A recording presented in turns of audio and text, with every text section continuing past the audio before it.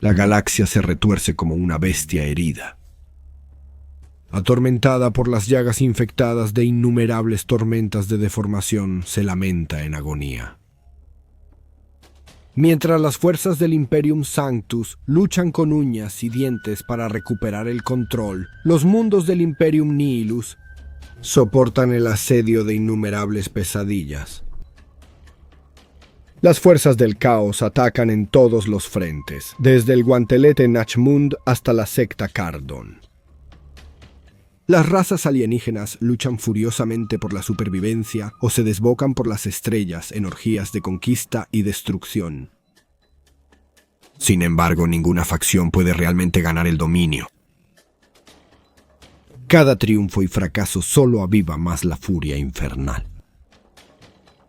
Abaddon el Saqueador no ha trabajado durante miles de años para ver su larga guerra terminar en aniquilación mutua.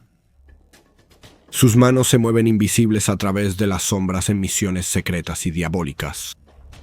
Sus legiones de hechiceros y criptomagos examinan cada fragmento de sabiduría arcana y pronunciamiento profético jamás recopilado, buscando alguna ventaja esotérica que permitiría al maestro de guerra tomar el control decisivo del conflicto. Abaddon desea una arma secreta para desatar sobre el imperio del hombre y desgarrará el tiempo y el espacio si debe hacerlo para asegurarla.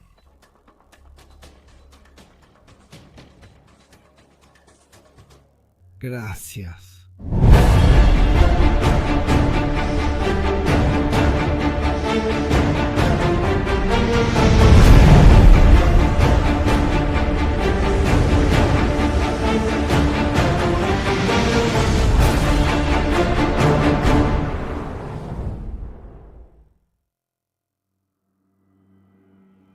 Bienvenido, amable oyente, soy Valdemort, tu fiel servidor, y deseo presentarte las fuerzas, facciones y eventos del universo de Warhammer 40.000, la oscuridad sombría del lejano futuro, donde no hay tiempo para la paz, solo hay tiempo para la guerra.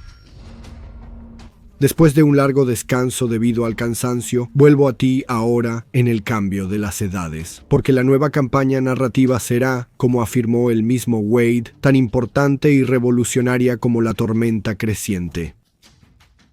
Y no estaba bromeando. Estamos al borde de la perdición para todo lo conocido.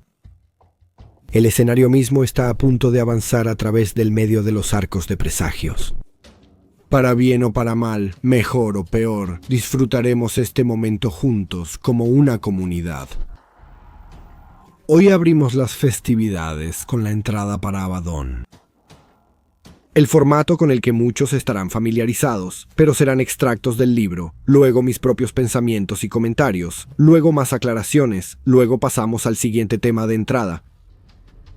Así que, bienvenidos a Warhammer en 2023 y bienvenidos a las guías. Ahora una breve palabra sobre algo, antes de llegar al meollo del asunto, pero creo que esto te gustará. Hice tanto que renuncié a cualquier tarifa. Vamos a ello. Soy Loki de Sorpasorp y me encanta el wargaming, pero a veces es tan difícil encontrar un juego. Hay jugadores cerca de mí, eventos, torneos, solo quiero a algunas personas agradables con las que lanzar dados. Bueno, todo ese dolor está a punto de desaparecer con la innovación de wargaming más genial que he visto. Es hora de conocer a VoxLink. VoxLink es la aplicación definitiva para la comunidad de juegos de mesa. Con el buscador de juegos, puedes encontrar fácilmente nuevos oponentes para tener noches de juego inolvidables. No más publicaciones en páginas de redes sociales horribles y gritos al vacío. VoxLink te conecta con jugadores cercanos que juegan tus juegos, torneos y eventos en tu comunidad. E incluso tiene un sistema de tablón de anuncios incorporado para que puedas publicar memes sin tener que explicarle a la abuela quién es el emperador Dios. Las tiendas de juegos locales pueden publicar y organizar eventos, así como obtener acceso a un conjunto de herramientas para construir la comunidad, y los jugadores individuales pueden anunciar al mundo los sistemas y ejércitos que juegan y los tipos de juegos que están buscando. VoxLink va a ser enorme. Esperamos cambiar para siempre la forma en que los jugadores de Wargames se conectan, pero necesitamos tu ayuda. Únete a la familia VoxLink desde temprano en Kickstarter. Habrá una versión gratuita de la aplicación para adaptarnos a todos los presupuestos, con características adicionales para usuarios premium, beta testers y cuentas verificadas para minoristas y tiendas. Queremos facilitar la conexión con tu comunidad de juegos como nunca antes. Y entonces, como de costumbre, para lo más básico, apoyémonos en la sabiduría existente. Para citar. En mis sueños el cielo está ardiendo. Las estrellas brillan lo suficientemente fuerte como para ahogar la oscuridad alrededor. Mi corazón salta al ver sus luces y lloro al sentir tal esperanza. Luego las estrellas comienzan a morir vacilando, parpadeando. Una a una se consumen y se desmoronan en cenizas que caen espesas como la nieve. Aterriza en mi rostro levantado. Se mezcla con mis lágrimas. Mi esperanza se ha convertido en horror y, mientras arrastro mis dedos por mis mejillas, dejan rastros de oscuridad que queman mi piel. Me hundo de rodillas entre las cenizas. Sé que este es el final. De todo. Sin embargo, en ese momento soy aprehendido por un conocimiento repentino, una revelación. Yo puedo detener esto. Aparto mi mirada de los cielos moribundos y excavo, aterrado de que ya pueda ser demasiado tarde. Algo yace bajo las cenizas. Algo ha sido ocultado en lo profundo, con el poder de evitar que las estrellas se apaguen. Mis dedos con garras descubren un patrón en las cenizas. Veo la sugerencia de hornos y bocas gritando, de cadenas de martillos. En su corazón se encuentra una figura con ojos de ceniza ardiente. Se gira. El terror me atrapa y yo excavo. Hay otro patrón debajo del primero, una fortaleza vasta y poderosa, pero desgarrada por las bestias que se enfurecen alrededor de sus muros. De nuevo, las cenizas bailan ante mis ojos, corriendo a través del bastión ceniciento como grietas, justo antes de que la imagen se haga añicos. Esas líneas brillantes de cenizas forman la figura de un gigante carmesí. Sobre mí, las estrellas mueren y mueren y mueren. Cabo. Veo un bosque ceniciento crecer y marchitarse y crecer de nuevo. Veo a un antiguo caballero arrodillado en su campo de victoria y llorar lágrimas de ceniza. Veo un círculo dentro de un círculo, hacia adentro y hacia adentro, hasta que en su corazón, nada. La luz se debilita y aún así cabo. No puedo llegar demasiado tarde. Y entonces por fin lo tengo. La llave es una cosa fea, de latón y hueso y roca. Su superficie oxidada está caliente. Quema mis dedos sangrantes. No me importa, debo terminar esto. Pero una llave debe tener una cerradura. Incluso mientras el sueño comienza a desvanecerse, siento que mi mirada vuelve a los cielos vacíos arriba. No quiero mirar, pero debo. Quedan tan pocas estrellas mientras se mezclan, se convierten en un único punto ardiente tan brillante que me duele los ojos. Sé que he encontrado la cerradura. Sin embargo, incluso mientras mi mano temblorosa levanta la llave en alto, me invade un miedo diferente. Que ha sido encarcelado. Que voy a desatar. Mis dudas se redoblan y de repente siento como si estuviera siendo utilizado. Pero ahora el sueño me tiene y no puedo resistirme. La llave se desliza en una cerradura que brilla con la luz de las estrellas moribundas. Gira y las llamas me envuelven. Despierto gritando, uñas arrancadas de dedos hinchados, lágrimas sangrientas surcando mi rostro. A veces, si tengo suerte, pasan días antes de que vuelva a soñar. Pero siempre vuelvo a soñar.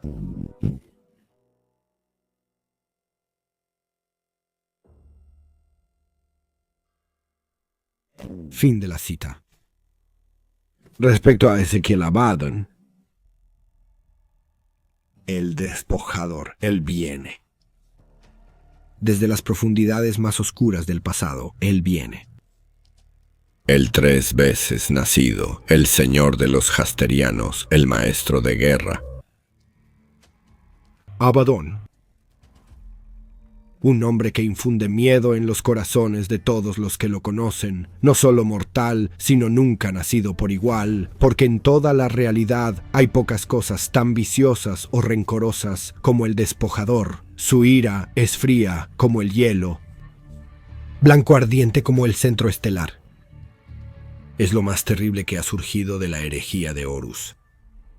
Pero entender el peligro de Abaddon solo es posible cuando se pone en contexto. Así que comencemos de verdad. Abaddon. Nacido en los años de esplendor, el fin de la vieja noche, el surgimiento del imperio, Ezequiel Abaddon fue criado en Ctonia. Su padre, un poderoso señor de la guerra de las pandillas, algunos decían, el más poderoso. Sin embargo, el dilema de Abaddon estaba vivo incluso entonces, porque el rito de madurez de su pueblo significaba que él, Abaddon, debería matar a sus propios amigos. Cuando se le encomendó esto, se negó rotundamente. Ezequiel no lo haría. Algunos considerarían esto una debilidad, pero no lo era. Porque entonces Abaddon desafió y mató a su propio padre, su primer acto de parricidio. Sin embargo, fue desterrado, encontrado más tarde por los lobos lunares y llevado a las legiones como un Astartes, un marín espacial. Cuando la semilla genética fue colocada en él, cambió como todos los marines. Los lobos lunares eran una de las legiones donde la semilla podía hacer que los Astartes se parecieran más a su primarca. Ezequiel Abaddon fue uno de esos marines. Sin embargo, sobresalía sobre muchos de sus compañeros y ascendió rápidamente. Era un asesino nato. Se convirtió en la mano derecha del primarca, Horus Lupical, y fue el capitán de su primer veterano, los Justarians. Los Terminators también fue miembro de los Moneval.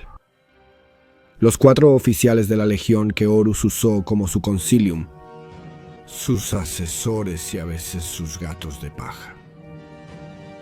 Abaddon era conocido como el guerrero más eficaz y brutal de la legión, y no siempre aceptaba órdenes sin cuestionar.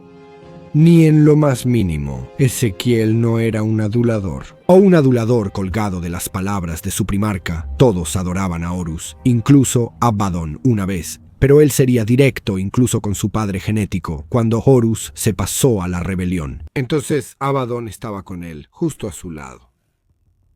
En cierto modo, él estaba más avanzado en el camino, ya que ya había sido instrumental en las nuevas logias de guerreros, su mensaje, su desprecio por los mortales por los que los Astartes vivían y morían para liberar y proteger a la humanidad básica. Cuando sucedió Davin, él apartó a los humanos de su camino para ayudar a salvar a su primarca. Él murió y se abrieron las compuertas. Horus fue una advertencia grave para Abaddon, una que presenció de cerca y personalmente. Abaddon siguió a Horus, pero vio sus debilidades, sus fragilidades. Vio cómo se utilizó a Horus. Porque uno no puede manejar el caos, solo el caos te maneja a ti. O así fue con todos los hiperseres de la época. Abaddon siempre asistía a las reuniones de alto nivel. Observó cómo cada primarca traidor sucumbía al caos y se transformaba en una parodia de sí mismo. Fulgrim Angron Magnus, durante el asedio, luego el resto, todos se arrodillaron ante el caos y se convirtieron en sus herramientas. Incluso Horus, considerado el más poderoso de todos los primarcas, incluso Horus no pudo resistirles completamente. Horus estaba herido, roto y emocional y mentalmente destrozado por los poderes conflictivos de los guardias del caos.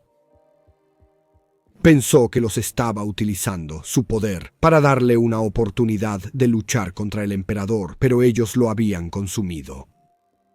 No era más que su títere. Y Abaddon estaba allí cuando se teletransportaron al espíritu vengativo. Tomó a su guardia Terminator e intentó abrirse camino hasta su señor de la guerra. A los puños imperiales en su camino los apartó. Y solo entonces encontró a su propio padre, Horus, aniquilado.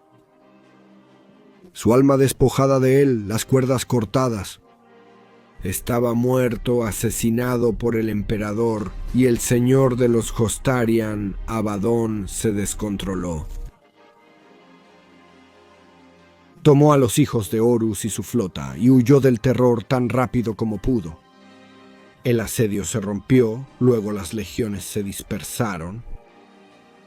Finalmente, los lealistas vengativos, Rogald Dorn, Linnell Johnson, Corvus Corax, Jagtai Abaddon, Leman Russ y Vulcan lideraron sus legiones contra los traidores, masacrándolos hasta que escaparon al ojo del terror.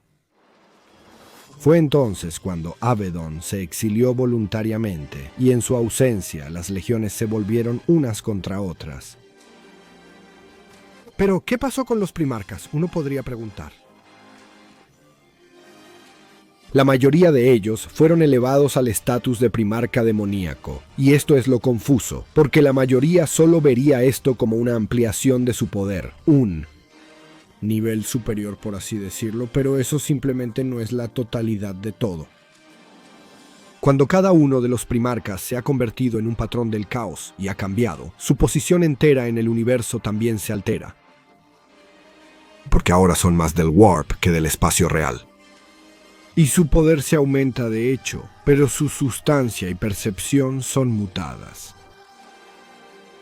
Porque ahora son algunas de las mayores armas de los dioses oscuros, incluso aquellos que son caos indiviso, y como tal, son mucho más importantes que el espacio real. Muchos olvidan que el mundo real, el Materium, es una sombra para el Warp, incluso para los grandes dioses del caos.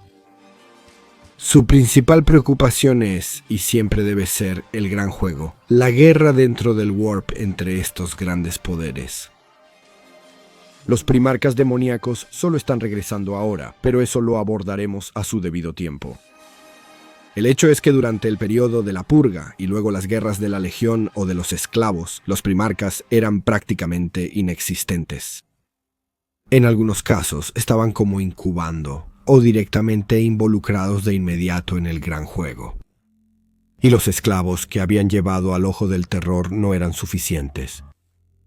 Además, los recursos que tenían las legiones ahora eran finitos en muchos casos. Así que las legiones traidoras se cayeron unos a otros. Se llevaron a cabo siglos de guerra, la carnicería inimaginable. Las legiones se desmoronaron en compañías y capítulos, luego en bandas de guerra alrededor de individuos poderosos solamente. Los hijos del emperador fueron los más efectivos y agresivos en esta guerra, y golpearon en la misma Bastilla de los hijos de Horus, robando el cuerpo del primarca. El primogénito Fabius Bile, el arquigenetista, ahora tenía en sus manos la madre genética. Tenía la intención de jugar. Y durante todo este tiempo muchos en las huestes traidoras se desencantaron por la constante guerra sin causa, sin razón real, sin victoria, con el liderazgo de su banda o legión, con la falta de disciplina, de lealtad, de camaradería. Un anhelo por algo más estaba creciendo entre muchos de los astartes traidores restantes. Durante todo este tiempo, Ezequiel Abaddon estaba en el desierto del alma. Fue exiliado. estaba cambiando. Abaddon abandonó a su legión a la muerte. Él también había estado transformándose, porque Abaddon estaba siendo forjado en algo mucho mayor. Mayor que su padre mortal. Incluso mayor que su padre primarca inmortal. Abaddon estaba comenzando a entender, a convertirse en el 3 veces nacido, el verdadero maestro de guerra. Pero, ¿por qué lo llamo así, el 3 veces nacido? Porque en efecto Ezequiel ha sido así. Primero nació como un hombre mortal, luego cambió y renació como un Astartes, y luego se transformó nuevamente mientras estaba en exilio para convertirse en la bestia que es ahora. Mientras estaba en los confines más lejanos del ojo del terror en los mundos radiantes, agujeros infernales arrasados por la luz del Astronomicon, aún algunos fueron a buscarlo. Y no todos eran incluso hijos de Horus. Un grupo dispar fue en esta peregrinación, solo para descubrir que era Abaddon quien los había convocado. Después de todos los años de contemplación, de metamorfosis, él estaba listo para regresar, listo para liderar, listo para comenzar la larga guerra. Para citar, fuimos hechos para la lucha, Kaon. Fuimos creados para conquistar la galaxia, no para pudrirnos en el infierno y morir bajo las espadas de nuestros hermanos. ¿Quiénes fueron los arquitectos del Imperium? ¿Quién luchó para purgar su territorio de extraterrestres y expandir sus fronteras? ¿Quién sometió a los mundos rebeldes y masacró a aquellos que se negaron a la luz del progreso? ¿Quién caminó de un lado a otro de la galaxia, marcando su paso en un rastro de muertos traicioneros? Este es nuestro imperio. A través de los mundos que quemamos, sobre los huesos que rompimos, con la sangre que derramamos. Tú también lo ves, lo sientes ahora, ¿verdad? Una nueva guerra, no una nacida de amargura, ni fundada en venganza. La guerra larga. Kaon Ezequiel, Abaddon, a Iskander, Kaon anteriormente de los 1000 hijos. Fin de la cita. Así fue como Abaddon trajo el dañado pero aún poderoso barco, el espíritu vengativo, y castigó tan mal a los hijos del emperador en Scalatrax. Luego, en enfrentamiento tras enfrentamiento que comenzaron a fracturarse, persiguió al señor de los genes Fabius Bile, y cuando asaltó su fortaleza en la ciudad del Cántico, en el mundo demonio de la armonía, Abaddon se enfrentó a un clon perfecto de su padre, Horas Lupercal. El primarca no era como debería ser, a pesar de su tamaño perfecto, tono, estilo e incluso algunos recuerdos vestigiales. Pero no era Horus, y ese día Ezequiel Abaddon se liberó de cualquier última duda o lástima, cuando se convirtió en fratricida por segunda vez. Superó al clon de Horus y atravesó su pecho con las garras de Horus. Y en ese momento, más que en cualquier otro, nació la Legión Negra. Porque Abaddon se había convertido en la respuesta. Odiaba a los primarcas por su debilidad. Despreciaba a los dioses del caos por torcer y destruir las legiones, lo que eran y representaban. Por la hermandad que creía que ellos personificaban, y él crearía una nueva legión, la Legión Negra. Todos podrían unirse, siempre y cuando juraran lealtad a Abaddon. Todos podrían ser incorporados a la hermandad profesional y ordenada que ahora estaba emergiendo. Algunos resistieron, por supuesto. Hubo intentos de aplastar la Legión Negra antes de que comenzara realmente. Pero cada uno de los rivales de Abaddon fue despachado tan brutalmente, tan efectivamente, tan eficientemente y con tanto rencor, que incluso los nunca nacidos comenzaron a temer a Ezequiel. Su venganza por la infidelidad fue tan legendaria que le temían. Como con cada victoria, aplastaría la cabeza de la serpiente que absorbía el cuerpo que quedaba. La Legión Negra aumentó en tamaño y de hecho era una legión una vez más. Convertidos de semilla genética robada a bandas de guerra voluntarias. El anhelo en el corazón de los Astartes ahora tenía un centro. Abaddon y su larga guerra. Tenía un propósito que brindaba claridad. Era un trago embriagador para cualquiera que aún no estuviera consumido por la depravación. Abaddon es el producto puro y refinado. Incluso antes de obtener una de las armas demoníacas más salvajes y potentes que existen, el demonio surgió del primer asesinato humano, la hoja que contiene nada menos que a Draknigen, el único demonio que el emperador no pudo desterrar o destruir. Abaddon no es un títere de los dioses oscuros. Ha aprendido de los errores de su padre y ha aprendido la arma más mortal de todas. Auto control. Porque Abaddon ha hecho pactos y tratos con casi todas las fuerzas en el ojo del terror, siempre ha logrado hacer esto y permanecer independiente a pesar del constante juego de los 4 dioses oscuros para hacerlo suyo, a pesar de los hechiceros, príncipes, nunca nacidos, brujas y legionarios con los que ha tratado, incluso llegando tan lejos como para ganar alianzas con cada uno de los primarcas demoníacos. Abaddon aún ha caminado la línea durante 10.000 años, ha resistido su control, ha aprendido a manejar los poderes del caos. Como nunca su padre o el emperador podrían hacerlo, ellos no lo manejan. Y esto es lo que hace a Abaddon tan aterrador, porque no tiene venganza ni retribución que tomar de un padre, porque lo ha asesinado. No tiene necesidad de mirar a los ojos del emperador simplemente por la satisfacción de saber que ha perdido. No, a Abaddon realmente no le importa el emperador. Simplemente lo que representa Abaddon no busca una victoria rápida y una cabeza en una pica en una pared. Abaddon está jugando por toda la galaxia. Los primarcas demoníacos han intentado golpear a Terra y al trono dorado una y otra vez. Su rencor miope contra su padre es quizás el único rastro de la humanidad que queda vivo, el odio al emperador. Abaddon vio cómo esto afectó a Horus y a los demás primarcas. Así que nunca caerá en esta trampa. Y no desea simplemente precipitarse al sistema Sol para enfrentarse a un Guilliman reiniciado. ¿Lo quiere? A diferencia de cualquier otro, tiene la paciencia y el propósito de esperar, de tomar lentamente cada último sistema, estrella y planeta, no solo en su camino a Terra, sino alrededor de ese mundo. No quiere volcar el Imperium. Quiere reemplazarlo. Ezequiel Abaddon ahora está saturado de poderes oscuros y un destino oscuro, tanto que incluso una espada de un campeón del emperador, al ser empujada a través de su pecho, no lo mató.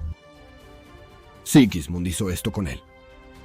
Sin embargo, Ezequiel es en muchos aspectos aún ese hombre que se negó a matar a sus amigos. Todavía hay un retorcido fragmento de honor latiendo en su corazón, porque devolvió el cuerpo de Sigismund con todo el pomposo y ceremonial merecido a un enemigo honrado. Y solo entonces atacó. Y la gente ha ridiculizado a Abaddon por tomar 13 intentos para tomar Cadia, sus cruzadas negras.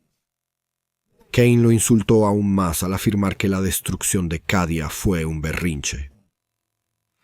¿Cómo es eso? Digo. ¿Cómo es eso? Porque el despojador sabía que el mundo tenía que ser destruido para que su macroplan tuviera éxito, para que las puertas del cielo se abrieran de par en par.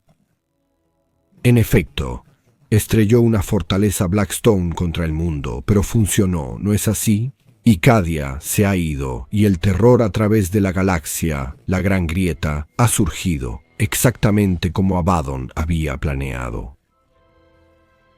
Y no se equivoquen, Ezequiel Abaddon, al hacer esto durante incontables siglos, ha demostrado su habilidad. pues la destrucción de los pilones y de Cadia misma ha cambiado el universo más que cualquier mortal jamás lo ha hecho. Él, Abaddon, ha tenido más impacto en la misma naturaleza del universo que cualquier hombre vivo o muerto, incluso el emperador. Pero es la paciencia, la tenacidad, lo que es tan impresionante. Y este rasgo eleva a Abaddon a ser un motor principal en todo el escenario. Ahora es igual al emperador o al rey silencioso en mi mente, superando a cualquier primarca, Asdrúbal, Vect, Eldred o cualquier insignificante señor Necron. Él es una araña y un soldado, un enemigo honorable, un terror y un tirano, todo en uno. Él es el eterno elegido del caos, el señor de sus ejércitos, porque incluso ellos, los oscuros dioses del caos, no han logrado controlarlo. Y ahora tiene los arcos de los presagios y un nuevo aliado con quien trabajar y un acorazado de clase gloriana completamente armado y operativo. Es imparable. Pero ¿quién era este nuevo aliado, un nuevo poder en el Warp o uno antiguo? Abaddon fue contactado por Bastor. Apareciendo en el barco de Abaddon, el ser luego lo inundó con lo que parecía ser un ataque. Tentáculos de plata y metal surgieron de cada pared, cada control o estación. Abaddon se dirigió al punto central de la interrupción. Allí se encontró con el horror. Eso era Bastor. Sin embargo, contuvo su mano. Abaddon no derribó a este ser, esperó, mostró su nueva paciencia. Y al hacerlo, el ser se manifestó completamente y luego procedió a ofrecer a Abaddon un pacto, una alianza de beneficio mutuo, y lo hizo en términos claros, no en acertijos o enigmas. Y Abaddon dijo sí. Porque con Bastor podría ser capaz de obtener las partes que conformarían la llave de su destino. La llave para desbloquear la profecía y obtener suficiente poder para derribar todo el Imperium. Y así comenzó. La naturaleza de los dioses del caos. Ahora, uno podría ser engañado para pensar que solo hay 4 poderes poderosos en el Warp, los 4 oscuros dioses del caos. Pero estos son solo la cima de la cadena alimenticia. Sí, son tan poderosos que muchas cohortes de nunca nacidos se convierten en extensiones de su poder. Tan vasto es su poder que pueden desplegar falanges enteras de microcopias de sí mismos en forma demoníaca, pero nunca creas que ellos son todo lo que acecha y se arrastra en la oscuridad del mar corrupto de almas, el Warp. Porque hay una vertiginosa miriada de seres, demonios, vampiros y entidades de una amplia gama. Casi todo lo que puedas imaginar ha existido y existirá en el Warp, aunque por supuesto mucho más oscuro.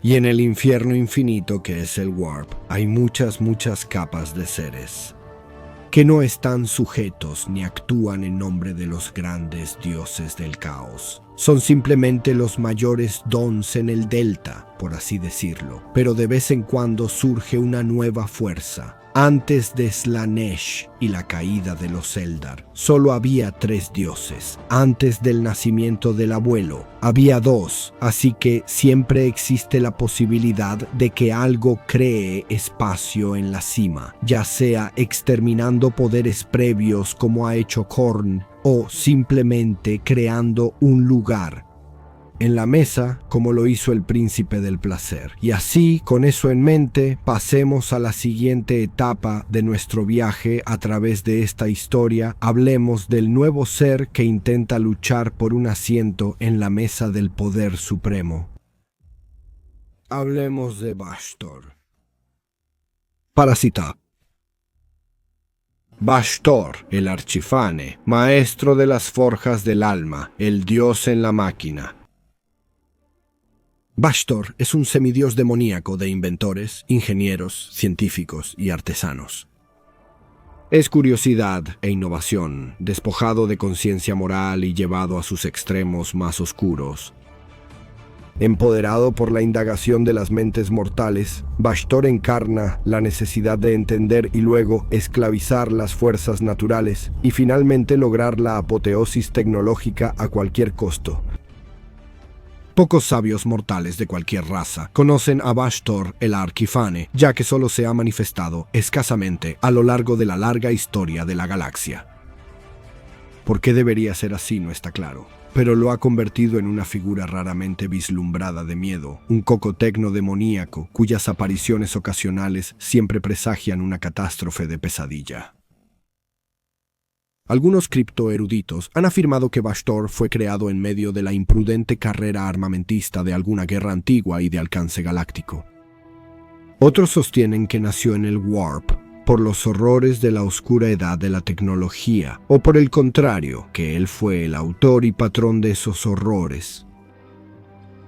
Sin embargo, como sea que Bashtor llegó a ser, él no es un príncipe demonio, ni una entidad de uno de los 4 grandes dioses oscuros. Tiene su propia esfera de influencia y su propio papel único dentro del panteón más amplio del Warp. Él es el maestro de las forjas del alma. Esta colosal fundición metafísica es un reino de hierro oscuro y vapor, de engranajes traqueteantes y pistones golpeantes, donde se juran pactos infernales y se efectúan transformaciones grotescas. Cualquier demonio puede acercarse a los intermediarios de esencia de las forjas y hacer un pacto con ellos. Algunos lo hacen viendo un camino rápido hacia el poder marcial, de ahí hacia el favor de su deidad patrona. Otros buscan eludir los lazos espirituales y la vergüenza persistente del destierro. Cualquiera que sea la razón de cada entidad, Bashtor y sus intermediarios solo están contentos de forjar un contrato vinculante. A cambio de un precio acordado de almas mortales saltadas y ofrecidas a las forjas de almas, la entidad se alimenta en las máquinas y se transforma en una grotesca fusión de máquina de guerra y demonio, como un triturador de almas, un motor de calamidades o un bombardeo infernal. Otros demonios, menos desesperados o con menos que ofrecer a las forjas, simplemente son esclavizados a la voluntad de Bashtor por un tiempo, fusionándose tortuosamente con máquinas impías y uniéndose a las filas de sus anfitriones endeudados. Los lazos de tales demonios se muestran por un collar, grillete, cadena ritual o fusión mecanicista corporal, que se convierte en parte de su forma manifiesta mientras permanecen endeudados. A diferencia de otros demonios, no está en la naturaleza de Bashtor mentir o engañar. Sus contratos son claros en sus términos. En cambio, deja que sea la naturaleza monomaníaca de los propios demonios la que los atrape en su servicio. Porque con cada derrota que sufre una entidad endeudada, su deuda de alma aumenta. Son muy pocos los demonios que alguna vez han escapado de su autoinfligida esclavitud. Mientras tanto, la utilidad de las grotescas máquinas de guerra de la forja para las legiones demoníacas, junto con el peligro de ser el único dios que pierde la lealtad de Bashtor, mantiene a raya las represalias del dios oscuro. Es el traficante de armas del gran juego, un agente de ningún poder en particular, pero precariamente aliado a todos. Aparte de la hueste infernal que puede convocar para luchar por él, Bashtor es en sí mismo una entidad aterradora y poderosa. Ya sea reordenando los mecanismos de la realidad a su voluntad, o volando a través de los campos de batalla del espacio real en medio de tormentas de relámpagos empíricos, el Arquifane es un semidios de la artimaña oscura y la tecnología. Es un demonio de maldad ordenada y meticulosa, cuya voluntad es tan inexorable como los engranajes en movimiento de alguna gran máquina imparable. Fin de la cita. Pero esto no es donde terminan las cosas, porque Bashtor tiene mucho que ver con el segmento más central de esta nueva leyenda, los arcos de los presagios. Pero, ¿qué es exactamente un arco de los presagios? Bueno, eso solo se puede entender si uno sabe sobre los cascarones espaciales. Entonces, hablemos de ellos. ¿Qué es un cascarón espacial? El espacio es más antiguo que los dioses y las razas. La galaxia de la Vía Láctea es solo una de muchas, y en todo ese tiempo, desde la guerra en el cielo, sino desde incluso antes de eso, ha habido razas espaciales en el oscuro vacío de las criptas espaciales, llenas de antiguos recuerdos, antiguos cadáveres flotando a través del espacio y el tiempo, pero en la oscura oscuridad del lejano futuro, el warp siempre está presente. A veces, una nave o cuerpo celestial será arrastrado por una brecha en el espacio real y entrará en el warp. La mayoría son desgarrados o simplemente flotan en las corrientes etéreas, pero muchos son absorbidos en lo que se llaman cascarones espaciales. Enormes formas retorcidas flotando a través del espacio y el warp, conglomerados de muchas naves de muchos lugares y tiempos. Se fusionan y no solo se unen, sino que se combinan. Uno se desangra en el siguiente, desangrándose en el siguiente, hasta que se convierten en un todo torturado pero unificado. Estas cosas son Hulks espaciales. Algunos pueden ser solo unas pocas naves de 1 o 2 millas de longitud, pero los que realmente cuentan, y luego son nombrados y posteriormente temidos, pueden comprometer cientos de naves, pueden alcanzar 100 millas de largo, un buen puntaje en cada una. Las naves pueden tener diferentes habilidades, diferentes armas y defensas. Muchas ya no están activas, o están tan deformadas que realizan funciones que nadie podría adivinar.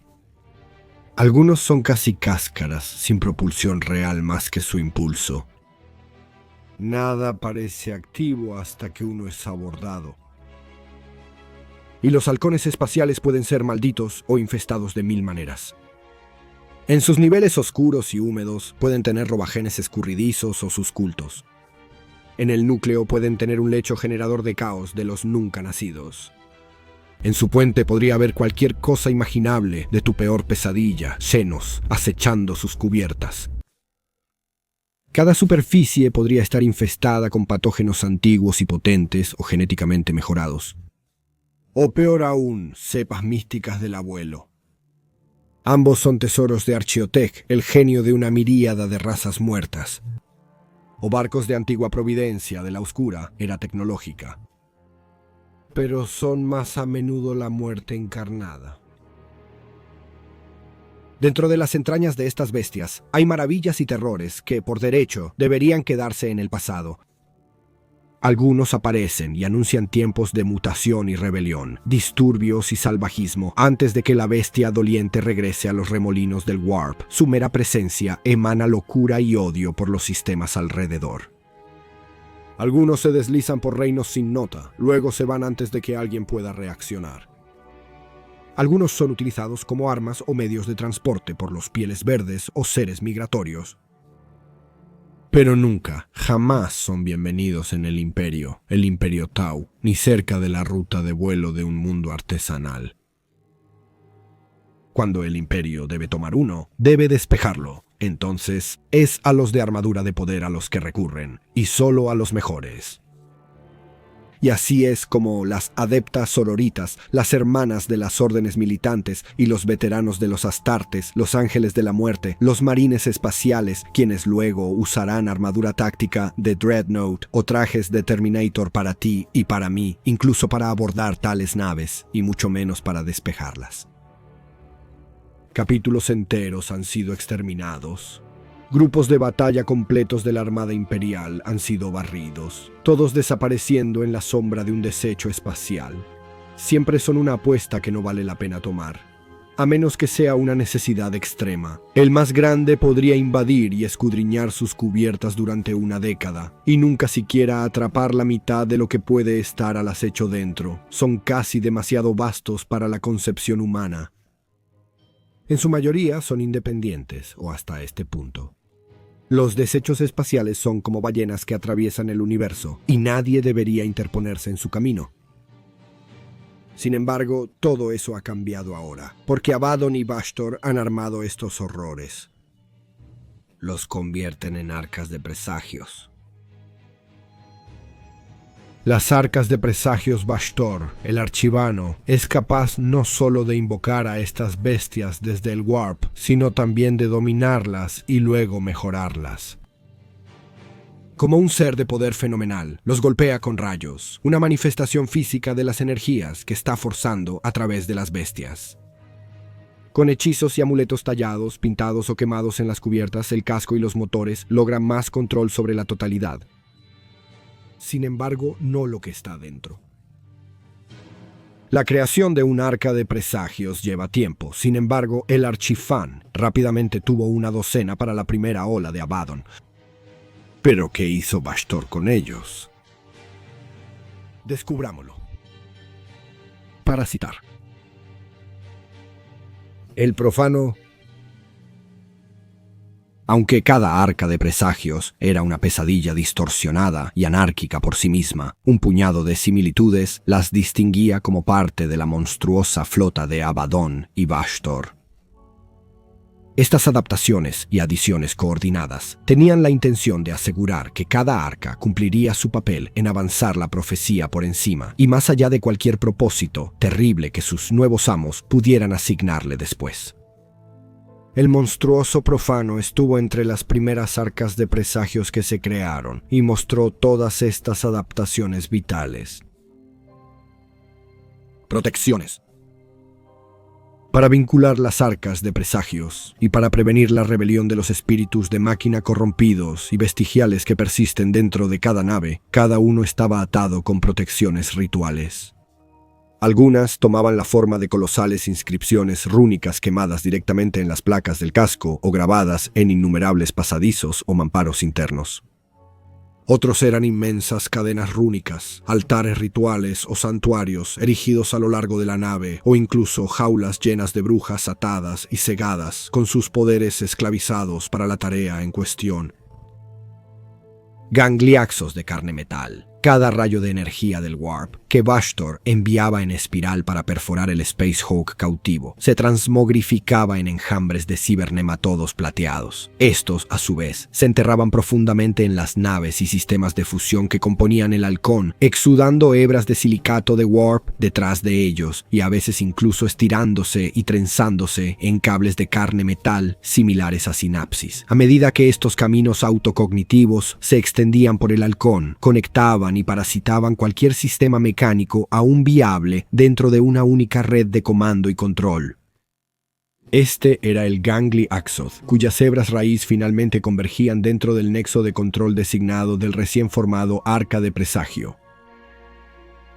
El portal del Warp. Cada Arca de Presagio incorporaba un portal del Warp cautivo. Algunos eran enormes círculos rituales unidos dentro de algún hangar cavernoso o espacio de carga a bordo del arca misma. Otros eran infernales torbellinos de energía, o masas dentadas y carnosas que se agitaban detrás o debajo del arca, sostenidos entre altísimas venas de hierro o menires flotantes, inscritos con runas que crepitaban con un poder impío.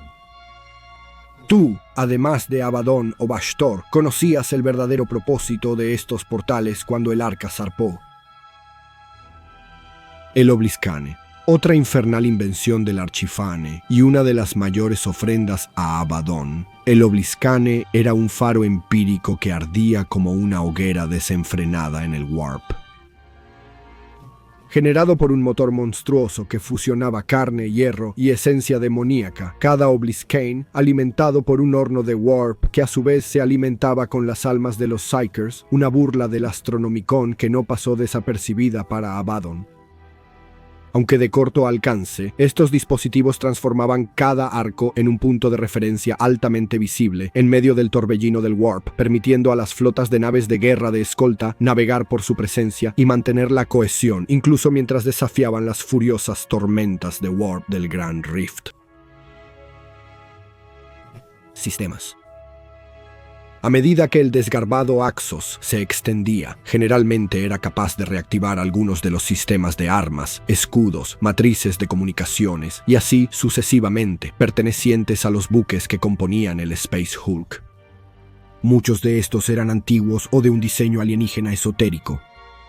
Donde funcionaban, proporcionaban a la nave todo tipo de capacidades extrañas e inesperadas, sistemas de armas basados en el tiempo o la probabilidad, blindaje de neutrones, comunicaciones cuánticas, baterías de teleportación contrabalística. Estos y muchos más se volvieron operables. Sin embargo, los sistemas también eran poco fiables y a veces estaban ampliamente dispersos, con oscilaciones de casco en blanco o muerto en medio. Para compensar esto, los magos oscuros saturaron baterías de armas, generadores de escudos, matrices de Vox, incluso hangares de lanzamiento y brazos de motor adicionales, donde quiera que pudieran ser adjuntados. Muchas de estas instalaciones eran autónomas, generando su propio aire y energía, y de ninguna manera unidas a los espacios a menudo despejados o peligrosos, a solo unos metros de distancia, a través del casco exterior del arco. El barquero, ningún puente de barco convencional, podría ser empleado para comandar una nave tan leviatán e innatural como un desecho espacial. Tampoco cualquier arreglo convencional de cogitador o mente mortal podría pilotar de manera confiable sistemas tan distorsionados por la larga exposición al warp. En cambio, donde convergían los ganglios del buque, se fusionaba con una entidad piloto demoníaca llamada barquero.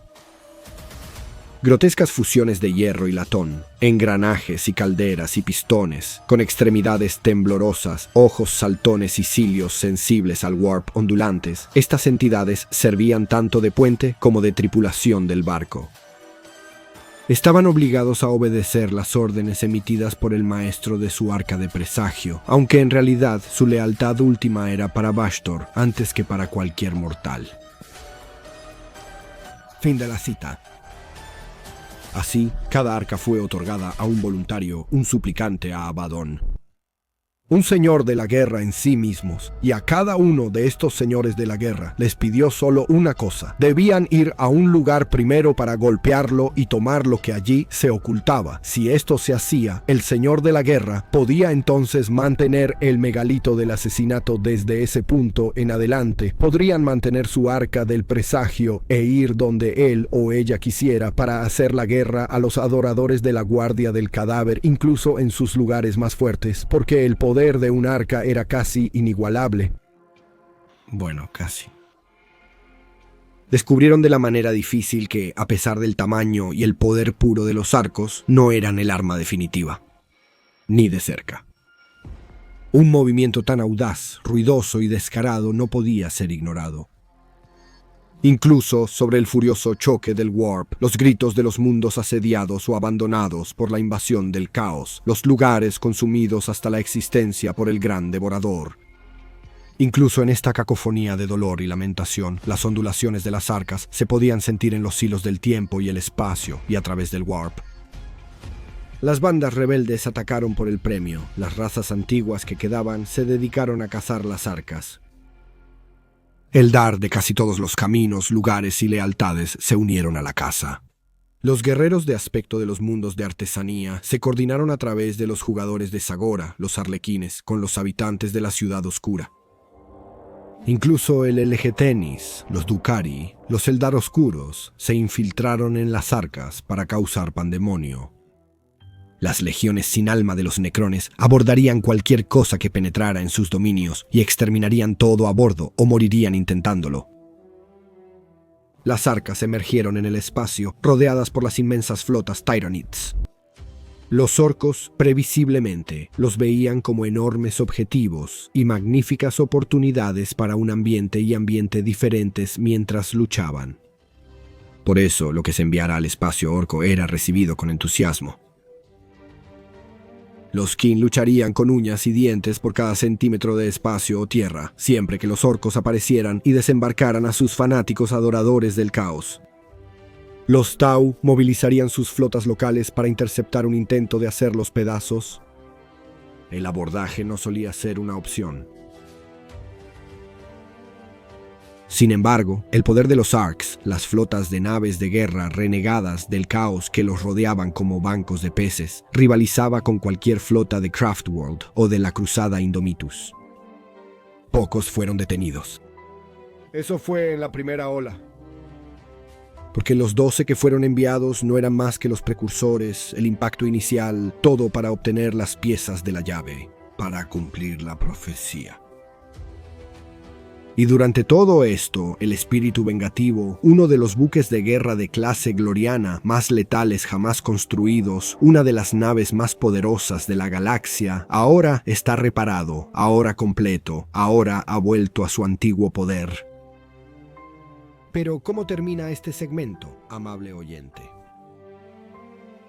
Para citar, la lucha por el templo en última tardó casi otra hora en concluir. Lideradas por Abaddon, las fuerzas de la Legión Negra cruzaron la puerta de los ascensores desgarrados. Mientras tanto, otras bandas menores impedían que los refuerzos lealistas se abrieran paso a través del Monte Santic o lucharan para subir la escalera devota desde el Valle de Santa Tutusa. Los informes parpadeaban a través del box de Abaddon mientras luchaba. Sus tenientes le reportaban sus éxitos mientras se desarrollaba una batalla por Chiron Tertius. Se había logrado la dominancia orbital. Los últimos monitores de defensa lealistas caían en la atmósfera del planeta en alas de fuego. La armadura lealista que avanzaba por el camino del penitente había sido embotada por una embestida de poseídos mestizos antes de que las cargas explosivas derrumbaran la ladera de la montaña para bloquear cualquier asalto adicional. Los tempestuosos Scions, que intentaban contraatacar a través del pico del Monte Imperator, solo habían desembarcado un puñado de escuadrones antes de que bandadas de Helldrakes arrancaran sus naves de descenso de los cielos. Fue ese puñado sobreviviente de tropas imperiales quienes proporcionaron la última línea de resistencia al asalto de Abaddon, mientras avanzaba por los amplios escalones de mármol dorado que conducían al santuario del dios emperador. Fue su fuego disciplinado el que lo recibió. El fuego abrasador llenó el aire. Las cápsulas de perno se estrellaron contra cuerpos blindados de caparazón. Los baños de plasma detonaron como soles en miniatura. Los descendientes estaban bien atrincherados, detrás de balaustradas de mármol y estatuas de ónix en la cabeza de las escaleras. Listos, los cuerpos de varios legionarios se desparramaban por los escalones. Sus cabezas perdidas y pecheras derretidas son testimonio de la ferocidad del fuego lealista. Abaddon activó su box, incluso mientras pisaba a los muertos, y lanzó una sirena desde sus pies con una ráfaga de pernos. Ahora, ordenó, el aire crepitaba, se arrastraba y se arrastraba sobre los cuerpos de los muertos. Los Scions giraban, dando gritos de alarma mientras columnas de energía infernal estallaban a su alrededor. Las siluetas robustas emergieron cuando las llamas del teletransporte se disiparon. La carne metal se deslizó y se contorsionó mientras los obliteradores recién materializados nivelaban sus armas y abrían fuego a quemarropa. ¡Adelante! ¡A la victoria!, rugió Abaddon mientras una tormenta de llamas y plasma envolvía a los Scions. Subió a golpes los escalones al frente de sus guerreros. Drachnian se empapó de la sangre lealista. El oficial al mando de los Scions murió con la garra de Abaddon atravesada en su pecho. Las imponentes puertas del santuario del dios emperador se derrumbaron en llamas. Las invaluables pinturas milenarias en las paredes burbujeaban y se desprendían hasta volverse cenizas. Abaddon avanzó por el fuego, seguido de sus guerreros. La majestuosidad del santuario no le importaba en absoluto. No le importaban nada los altos pilares y arcos, las claraboyas talladas con arte, ni las trenzas multicolores de banderas de oración que se cruzaban en el techo abovedado. Sus ojos vagaban, pero no veían la serena belleza del antiguo santuario mientras buscaba la vista de su premio. ¡Traigan a las brujas!, ordenó. Pasaron momentos mientras él esperaba de pie. La luz carmesí bailaba en las claraboyas mientras el bombardeo desde lo alto continuaba a lo lejos. Abaddon escuchó el rugido de la batalla que aún se libraba, los últimos intentos desesperados de los lealistas para evitar su victoria. Demasiado lento, demasiado tarde, murmuró, tan predecible. El chasquido de insectos en el raspado de la respiración agitada anunció la llegada de los psicópatas esclavos. Abaddon se volvió para ver que era el mismo Zorpas quien los había traído, un grupo de 3 simbiontes apenas humanos, tirando de correas de cadena y piel desollada. «Encuéntralo», dijo Abaddon. Sin demora, señor maestro de guerra, respondió Sorpas, haciendo un espectáculo al liberar a los psíquicos esclavos de sus ataduras, ignorando el relinquirio llamativo iluminado por cientos de velas en el corazón del santuario. Las brujas retorcidas se arrastraron hacia un pilar de piedra cerca del borde oriental. Allí se encorvaron, las antenas humedecidas de sus yelmos demoníacos se agitaban con excitación febril. Un golpe de Draknien bastó. La falsa fachada se derrumbó en una lluvia de yeso antiguo. Detrás, oculto dentro de la columna hueca, se reveló un pedestal de mármol que Abaddon supuso que había visto la luz del día por última vez hace milenios. Encima de él se encontraba un simple cáliz de piedra, polvoriento por la edad. Los relieves en bajorrelieve que se enroscaban alrededor podrían haber sido hojas o lanzas, o quizás incluso representaciones muy erosionadas de árboles. Eso es lo que buscamos, tan insignificante, observó Sorpas. Y sin embargo, es por tales insignificancias que el imperio de la humanidad finalmente será derribado,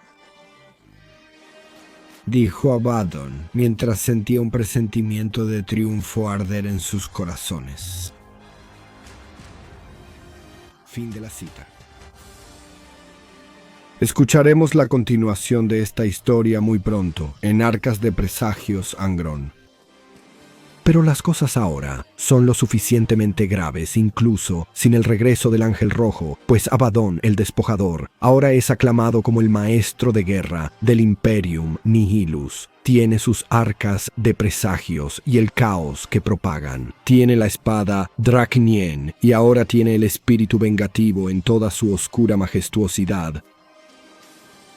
Abaddon aún está por recibir más poder. Si tiene éxito en su empresa con Bashtor, y no importa lo que suceda, cambiará el Imperium para siempre.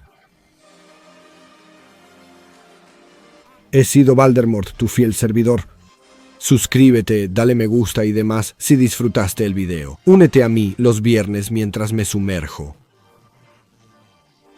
Revisa nuestros otros canales sobre historia natural y mitología. Botón de notificación de mercancía de Patreon. ¿Sabes el bugalú? Hasta entonces, no importa lo que hagas hoy, intenta hacer algo de tiempo para divertirte. Hasta luego.